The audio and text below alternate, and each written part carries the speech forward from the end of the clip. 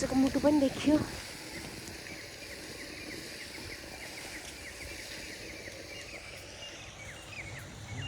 चराचुरुङ चाहिँ यस्तै रमाइलो है बिहानमा उठ्दाखेरि ठ्याक्क म त ठ्याक्क आँखा खोलेको त हाम्रोतिर त त्यो कालिज वरिपरि घुमिरहेको रहेछ त्यो मासु पनि तलतिर खसालेको।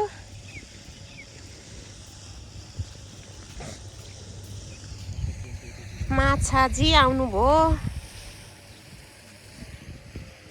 त्यही रमाइलो गरेर नि मान्छेहरू त टेन्ट लिएर आएर रातभरि यहीँ बस्यो होला।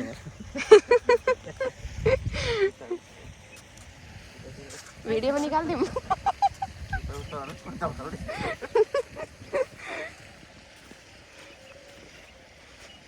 भिडियोमा लोएर घर गएर ल हेर्नुहोस् हरकत।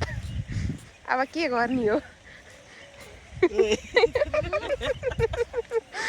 आँखा त हेरे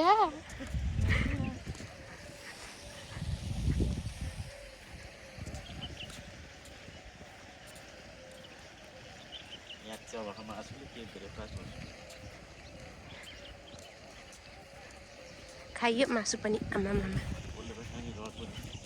ररै गयो ल।